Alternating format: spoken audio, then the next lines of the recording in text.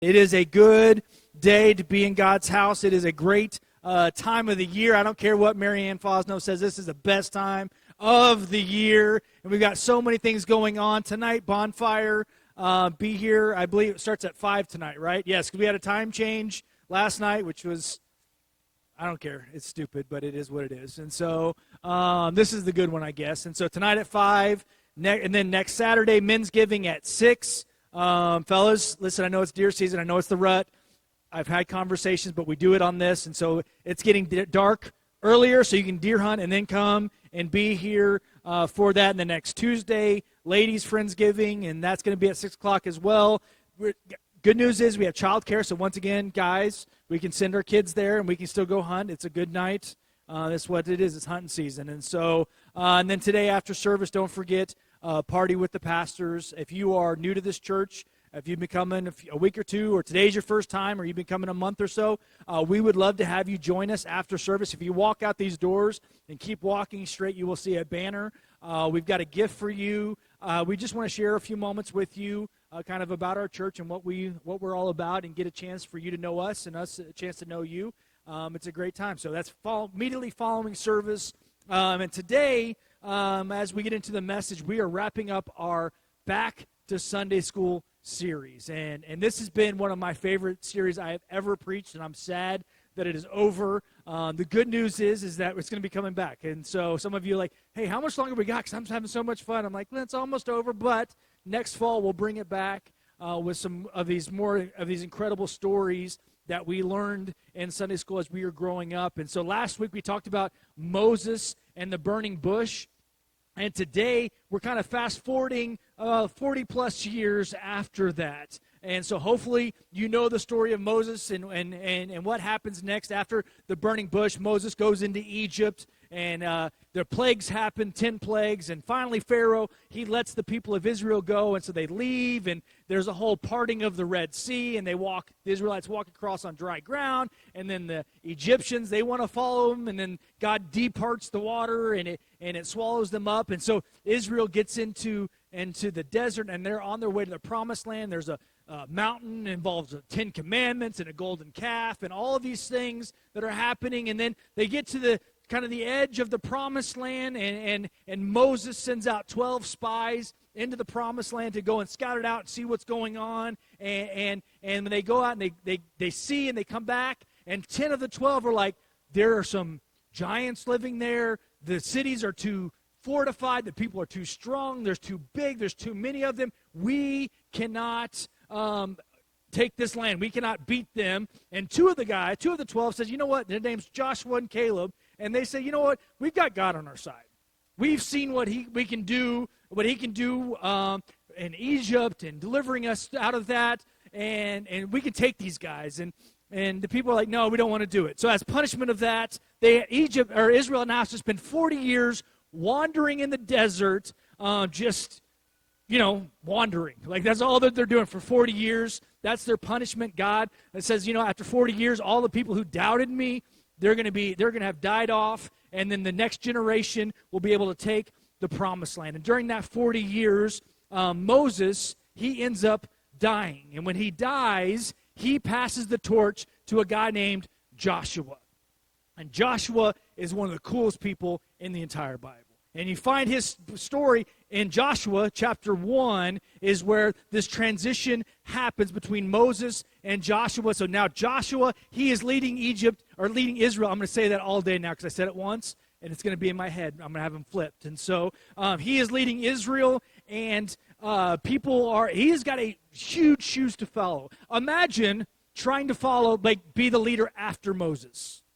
That would not be an easy thing to do, and yet Joshua is doing it, and so they are on the edge of the promised land. They're getting ready to walk into the promised land, and right off the bat, they face an obstacle. They get to the Jordan River, and the Jordan River, it's at flood stage in this time, and so that means the waters are up and they're running fast, and so how are we going to get across this body of water? And it's almost like 40-some years before that, God had parted another body of water, and so Joshua said, hey, take 12 priests, and they're going to carry the Ark of the Covenant into the water, and when they do that, God is going to take care of the rest. And sure enough, they walk into the water, and Scripture says as soon as their feet hit the water, the Jordan River parts, and once again, Israel walks across on dry land. Now, this pretty much cements Joshua as the leader of Israel at this point. Like the people, they see him, they see that God is working for him, and they are firmly behind him. Like, all right, Joshua is our guy. And so they get, and they cross the Jordan River, and they come to the city of Jericho. And Jericho, the battle, Joshua and Jericho is probably like the quintessential Sunday school story that you learn when you are a kid. This is one of the very first stories. It's one of those stories, it is so Sunday school-ish that it even has its own song. You guys remember that song? Joshua fought the battle of Jericho.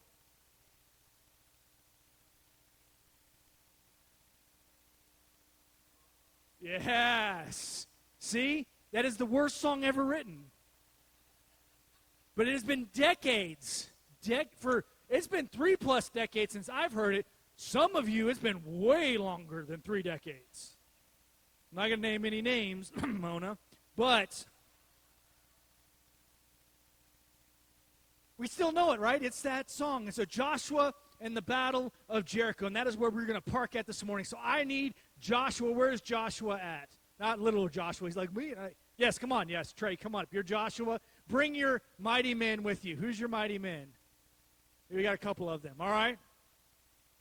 So Joshua, he is now the leader of Israel. He is in charge, and they come to the city of Jericho. Now, at this point, Jericho is arguably the most fortified city in the entire ancient world. It is up on a hill, like a mound, and below it, I want to make sure I get these measurements right. And so at the base of this hill that the city is built on, I want you guys to stand up on this side over here so people can see you a little bit better. At the base of this hill, there are retaining walls that are 12 to 15 feet high, and on top of the retaining wall, there's another wall that was 6 feet thick and another 26 feet tall. So you can imagine that like, this is a potentially 40 feet high, 6 feet wide, and so that's the outer wall. And then you have like this little bit of land in between the outer wall and then the inner wall. And you get to the inner wall, which is right around the city, and on those walls are double layered. The outer wall is approximately 40 feet high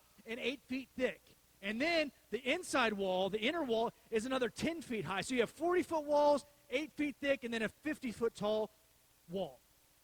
In ancient times, nobody even bothered to try to attack Jericho because they were so heavily fortified. All right, it was impossible. And now you have Israel. They just came out of Egypt. They've been slaves. They have no battering rams. They have no ladders. They have no catapults or breaching tools. And so they come to this, and they're like, what are we supposed to do with this? How are we going to get in? Also, the other problem is the Bible says that they were in a harvest season. So all of these people in Jericho and around the area of Jericho, they've harvested their all their grains. They've harvested all their crops. They've taken it inside the city. So these people are, not only do they have these massive walls all the way around the city, they have all the food. They are prepared for a long siege. Like nothing is going to get to us. Nobody even attempted to attack them before because of all of their walls. And so here you have Israel, and they're trying to figure out what to do. And so Joshua chapter 6, we read God's battle plan for them. It says, now the gates of Jericho were securely barred because of the Israelites. No one went in, no one came out. Then the Lord said to Joshua, see, I have delivered Jericho into your hands along with its king and its fighting men. March around the city once with all the armed men. Do this for 6 days. And have 7 priests carry trumpets of ram's horn in front of the ark. On the 7th day, march around the city 7 times with the priests blowing trumpets. When you hear them sound a long blast on the trumpets, have the whole army give a loud shout. Then the wall of the city will collapse, and the army will go up, everyone straight in. I'm not a military guy. Never was in the military. I've never devised a battle plan in my life. However, I love history, and I love reading about world conflicts, and I love reading about these conquerors and empires and those kind of things.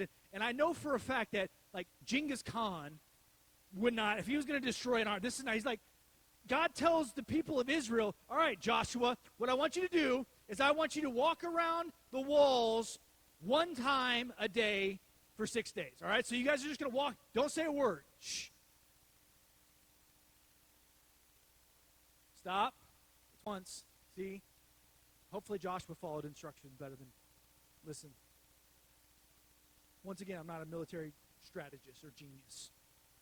How's walking around the walls once going to knock them down? The walls are still there, right? So so God says, all right, you did it one time today. Now to day 2, walk around it again one more time. Still nothing. Now it's day 3, do it again. Day 4, walk faster. Day 5, day 6, and then stop. All right? How the wall's going to come down? Just by walking around. It doesn't make sense how by doing that, once a day, every day for 6 days, he doesn't have any kind of tools. They have nothing to do. And so finally, so what are we supposed to do? And so later on, this is what we read in chapter 6, verse 6. And by the way, did you know that Joshua is the only person in the Bible that does not have parents? Did you know this? Chapter 6, verse 6. So Joshua, son of Nun,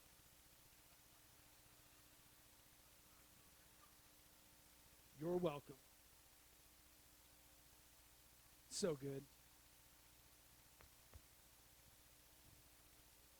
So this is day 7, and so Joshua, son of Nun, called the priests and said to them, take up the ark of the covenant of the Lord and have 7 priests carry trumpets in front of it. So we get to day 7, and so Joshua said, all right, you've walked around the city one time, being quiet. Now it's day 7. I need you to walk around the city 7 times, but this time, when you get to the 7th, I need you to, we don't have trumpets and stuff like that, so we're going to have to just improvise a little bit. So use your imaginations. And so he says, walk around and make as much noise as you possibly can after you've walked around 7 times. So walk around 6 times or 7 times, all right? Quickly, we're out of time.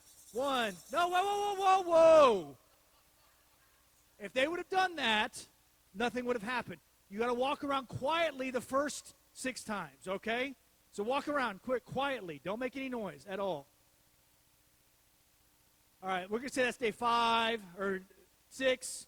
All right? So now on the 7th time, do it one more time, and when you cross around one more time, make as much noise as you possibly can. All right?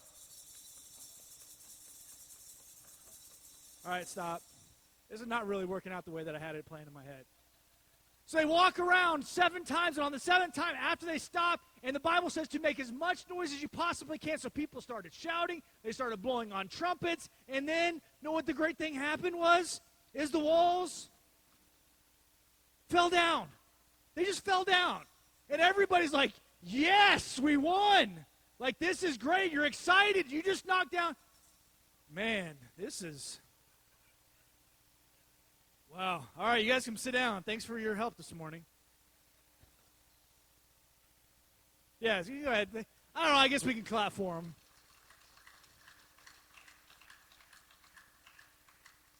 The 7th time around, when the priest sounded the trumpet, Joshua commanded the army, shout, for the Lord has given you the city. When the trumpet sounded, the army shouted, and on the sound of the trumpet, when the men gave a loud shout, the walls collapsed, so everyone charged straight in, and they took the city. The army shouts, they play trumpets, they make all this noise, and these walls that nobody ever even attempted to defeat Jericho because they're too big and too tall, the walls literally crumble in front of them, and they go walking straight in. This is an army with no training. This is an army who are descendants of slaves. They have no breaching tools. They have no tools or instruments at all to penetrate these city walls that are impossible, and yet they walk around, and on the 7th day they make a whole bunch of noise, and an entire wall come down on a city that no one thought they could conquer. Now, this is pretty cool. This past week, I was doing some research on this and trying to find out some information about it, and I actually came across some footage of what happened as they began to blow their trumpets, and all the people of Israel. It's really cool. I don't know if you know this, but 5,000, 6,000 years ago, I found some video footage of it, if I believe that we can play it. So go ahead, let's play this for a second.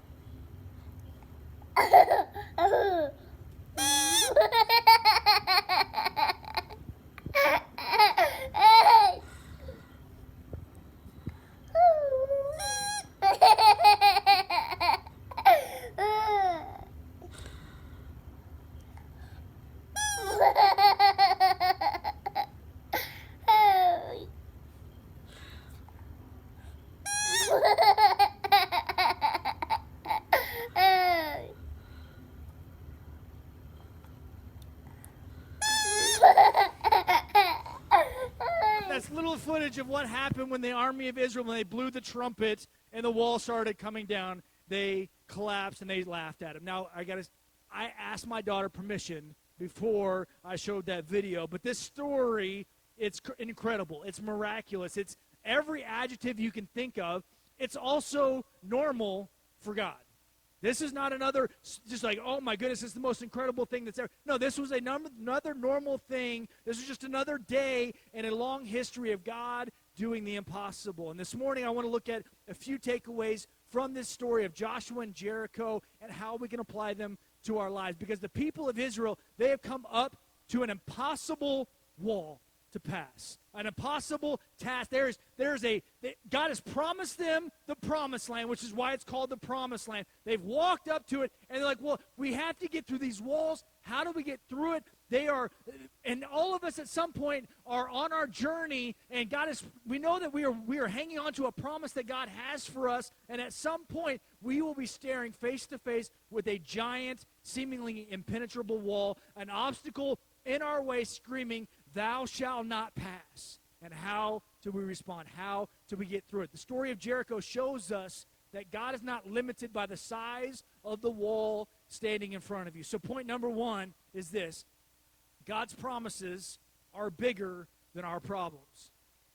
If you read this story, and if you've read it before and many times, and we kind of, on stories like this, we kind of read through it quickly because we know what's going to happen. But if that happens, if you read it a little too quickly, you might miss a powerful statement in verse 2. In chapter 6, verse 2, it says, "Then the Lord said to Joshua, 'See, I have delivered Jericho into your hands, along with its king and its fighting men.'" In chapter 6, the walls have not come down, right? So we have these walls right here. They are standing in front of there. Everything is still up. And in verse 2, God says, "See, I have already delivered the walls, the victory to you."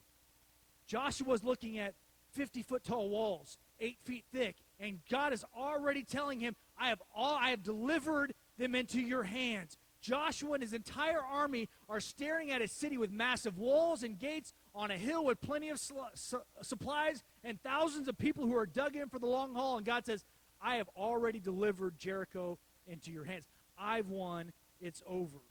As a person, we look at those walls and like, how am I going to get through it?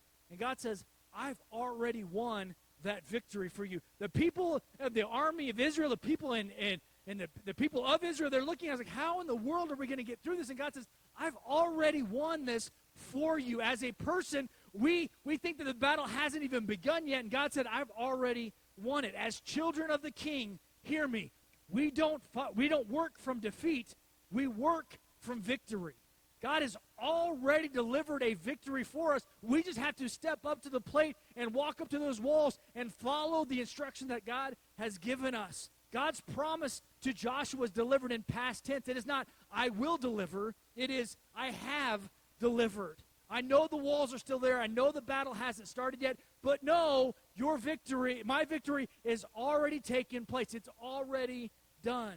God's promise to Moses decades earlier as he was tending flock is still in effect. God's promises to Abraham from even longer ago than that are still in effect. God's promises to Isaac and Jacob are still in effect. God's promise to the people of Israel are still in effect, even though that they are facing a wall. They're like, I don't know how I'm going to win. I don't know how I can beat this. And that's how we operate sometimes in life, is that we walk up to this obstacle and we're like, God, I don't know what I'm supposed to do here.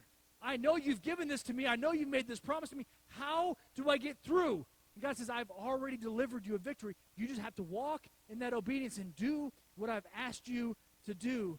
And even though all of their problems, and for Israel, even though through all the obstacles, even though they are facing huge walls, God's promises are still bigger and still stronger than the walls that we are facing. Now here's the problem. Is for a lot of us, when we walk through walls, this is how we look at it. Right? Walls standing up, right here, coming up, in front of us, and we are operating like this. We're standing here like this. We can't see past the wall, right? We are so close to it. We are so far behind it, or it's so big and so tall that we can't see. All we can see are the walls directly in front of us. We can't see past the wall because it's so big and so intimidating and so powerful. From our point of view, it looks like there's no way we could possibly ever win. But here's the thing is that we are looking at it straight on. We are so close to it, we can't see what's beyond it. That's not how God sees it. This is how God sees it. God sees it from up above in his throne sitting on heaven, and he sees past the wall. He sees around the wall. We can't see all from God's point of view. But God's point of view says, see, look, I've already defeated it, but we're so close to it that at times we don't take the time to actually consult him about it. God, what do I need to do here?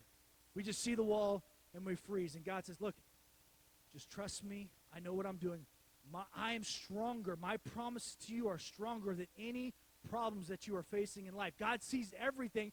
We only see the wall. We can't see past the wall. We can't see over the wall. What looks like impossible from us is already a victory from God. Some of us, we spend too much time describing our problems instead of declaring God's promises. We say, this is just too hard. This is just, I don't see how this could ever change. It's been like this for just too long. It's just, this is the way that it is. And that is what we spend time declaring and focusing on is like, you know what?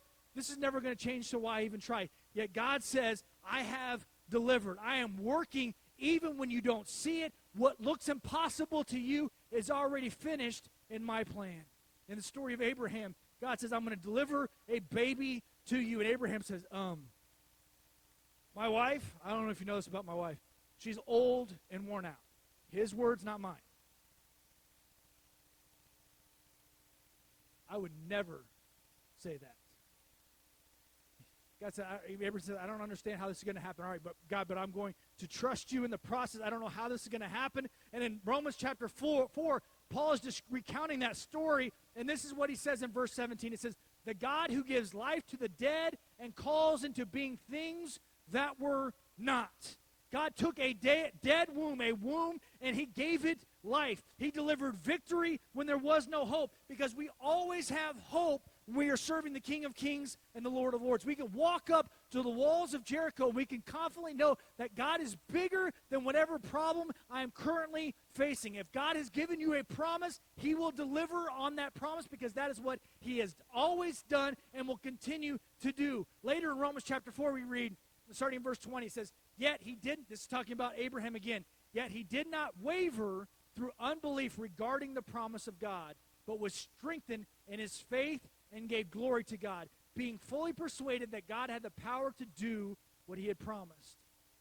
Abraham was fully persuaded that God had the power to do what was promised. Joshua, in my opinion, is a very underrated person in the Bible. And one day we are going to spend weeks in the book of Joshua talking about all the great things that happens in that book. But Joshua, he had taken that page out of Abraham. He is also like Abraham. He has that same mindset that I am fully persuaded that God will do what he says he is going to do. Joshua has seen some things. He's 70 to 80 years old at this point.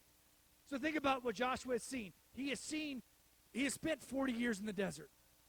He has seen God part the Red Sea. He has seen water coming from a rock. He has seen the 10 plagues. He grew up. He was born into slavery, and now he is leading the people of Israel. His parents were slaves. His grandparents were slaves. He was a slave. That's all he ever knew until God delivered him. And all of a sudden now he's like, you know what? I've seen God deliver time and time and time again. So while I know he has done that for me in the past, even though these walls are in front of me and there is no way we can do this on our own, we have God on our side, and I know that his promise is bigger than my problem. If God has given you a promise, hang on to it. Don't allow the walls of the world to hinder you from reaching your ultimate destination. Don't allow fear or anxiety or worry or the overwhelming sense of impossible stop you. hang on to God's promises because they are bigger and stronger and more secure than your problems. Stop measuring God's promises by your circumstances. Jericho's walls, they looked huge, but to God, they were already flat. He said, see, I've already delivered you victory. Don't let what you see cause you to forget what God has promised. Your job is not to figure out how the walls will fall. It's to trust the one who said they will. Second thing that we learn about this story is God's ways doesn't always make sense. Chapter 6, verse 3 says, march around the city once with all the armed men. Do this for 6 days. Have 7 priests carry trumpets of ram's horn in front of the ark. On the 7th day, march around the city 7 times with the priests blowing the trumpets. When you hear them, sound a long blast on the trumpets. Have the whole army give a loud shout. Then the wall of the city will collapse, and the army will go up, everyone straight in. Let's be honest. This plan makes 0 sense. No swords, no battering rams, no catapults, just marching around and some music. Alexander the Great would never use this tactic, right? King Nebuchadnezzar, King Xerxes, they're both great conquerors. They would not use this tactic. Genghis Khan, who conquered most of the known world at his time, if one of his generals, if they would have walked up to a city and one of his generals said, hey, Mr. Khan, I have an idea. Let's just walk around the city 7 times and then shout really loud. Genghis Khan would have cut his head off for doing that because it makes no sense. But here's the thing, is that it makes no sense from our point of view. But it's a brilliant way when you look at it from a spiritual point of view. There is no chance if Israel would have come in, knocked down the walls with their huge army, and they would have had some catapult, some new cutting-edge technology at the time or whatever, and conquered the city, what would the story have been? Ooh, Israel's army. They're big and strong, and they're bad news. Right? The people of Israel, the army of Israel would have been like, yo, nobody else could ever conquer Jericho, but we could. Look how great we are. Instead, because all they did was march and make some noise and blow on some trumpets, guess what the narrative is now?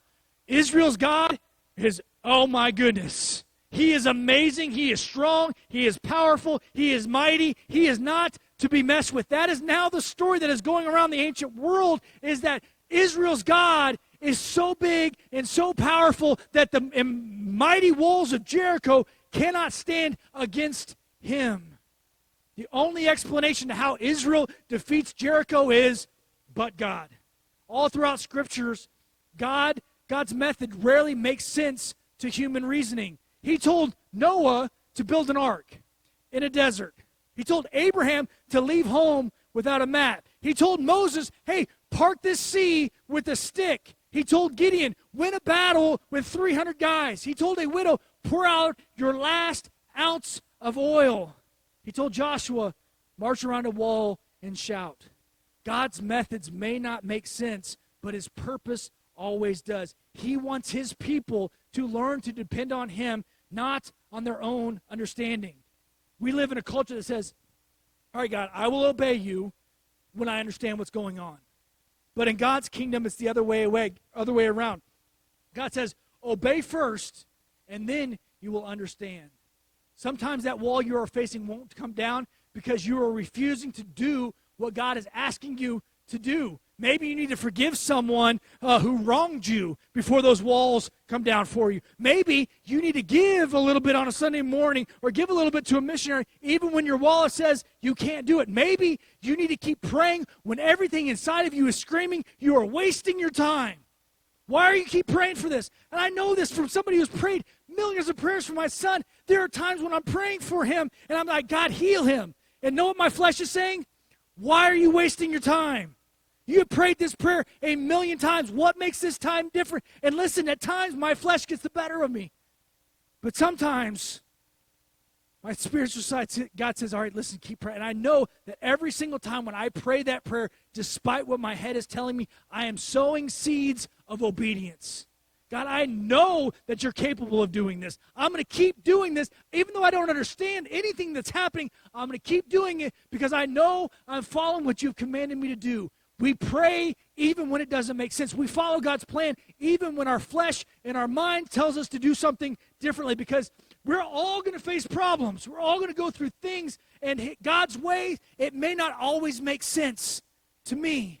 But then again, he's God and I'm not, so why would his plan as God make sense to us as people? It wouldn't. In Isaiah chapter 55, verses 8 and 9, it says, "For my thoughts are not your thoughts, neither are your ways my ways, declares the Lord. As the heavens are higher than the earth, so are my ways higher than your ways, and my thoughts higher than your thoughts." God says, I'm God, you are not. Trust me when it doesn't make sense. This past week I was reading the story in my reading plan, my Bible reading plan, and it was John chapter 9. And in this story, Jesus does something really, really gross. He comes across a blind man, and Jesus is going to heal this blind man. And what he does is he takes some dirt, rubs it up, makes some mud, and then puts it on the guy's eyes. Disgusting, right? And I've always, every time I've read that story, and there's this Mark chapter 8, Mark chapter 9, there's other stories where Jesus does something similar. I never fully understood why Jesus did it this way, because other parts in Scripture, Jesus healed somebody by just saying, other blind people like, receive your sight, be healed. And this time he spits in mud and wipes it on the guy's face and says, go wash it off in the pool. Why would God do this? So this week I actually did some research as to why Jesus did this. And you know what I found? A whole lot of theories. People are like, well, in the ancient world, saliva was they thought it had healing properties, so Jesus was just projecting to the people that he was going to heal that guy. Okay? Some were like, Jesus was actually testing this person, and he was like, if you have enough faith, I'm going to put this mud on your eyes, and if you go and wash them off in the pool, then you'll be healed, right? And all these different theories. And this is my theory. This is what I came to the conclusion after reading dozens of other theories. Jesus can do whatever Jesus wants to do. He can heal. Sometimes he will say, be healed. Other times he spits in mud and wipes it in your eyes and says, go wash it off. Same process, or same end result. Process is different. And it doesn't make sense to me. It doesn't make sense to you. What do you mean I got to walk around these walls? God, these are 50 feet tall and 8 feet wide. There's 4 of them. What am I going to walk around for? Then I'm going to blow a trumpet? This doesn't make sense. But God says, I don't need you to understand it. I just need you to do it. I just need you to do what I'm asking you to do. Don't wait to understand. Obey first. God wants our obedience even when it doesn't make sense, which brings us to point number 3. Victory comes through faithful obedience. Revelation often follows obedience. The understanding usually happens after you've taken the steps. We measure success by obedience. God measures success by obedience, not by outcome. Israel's success wasn't in how loud they shouted. It wasn't in how faithfully they followed Israel's success was not in how loud they shouted. It was in how faithfully they followed God's directions. Stop demanding God to make sense and start trusting him to make a way. Faith doesn't say, God, explain it. Faith says, God, lead me. Sometimes God asks you to rock around a wall that looks immovable, not to test your logic, but to test your faith. Obedience is your job. The outcome is God's job. God told Joshua to march, not to fight, to blow trumpets, not shoot arrows, to shout, not strategize. Why? Because he wanted his people to learn that the battle belonged to him. When you obey God's instructions, even when they seem strange, you invite God's supernatural power to show up in your situation. The walls don't fall because of your understanding. They fall because of your obedience. Every single day the Israelites marched around those walls without making a sound. They were walking in obedience. They were steps of faith. Victory did not come because of their military power. It came because of their persistence, obedience. The walls didn't fall because they marched. They fell because they kept marching when nothing seemed to change. Galatians chapter 6, verse 9, I preached on this a few months ago. Let us not become weary in doing good, for at the proper time we will reap a harvest if we do not give up. God has given you a promise. He has asked you to do something. He's asked you to walk around these walls and like, God, I don't understand it. God did not ask you to understand it. He asked you to obey what he's calling you to do. And if you will not stop, if you will not grow weary in following the plan that he has for you, you will reap a harvest. You will have victory. You will see whatever walls you are facing come down if you do not give up. Obedience may not be glamorous, but it's always glorious. Worship team, if you guys will come on up. Imagine with me as I close this morning, day one of walking around the wall. Nothing.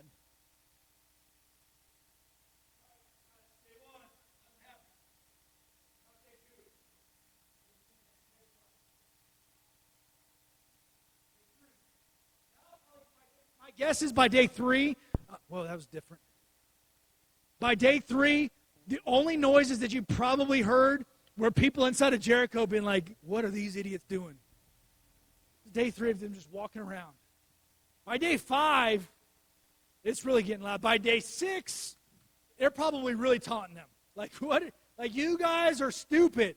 But day 7, they walk around once. Idiots, morons.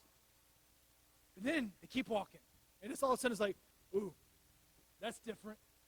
Why are they doing it that way? And then the 3rd time, and 4th time, and 5th time, and 6th time. And now the anticipation is starting to build. Like, oh my goodness, what is happening? Like, God said on trip around number 7, this is going to happen. And he says, so they get done with 7, they start blowing the trumpets and making noise.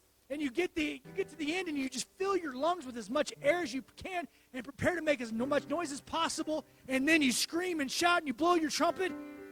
And then you start to hear a little rumbling sound. You start to hear rocks crack.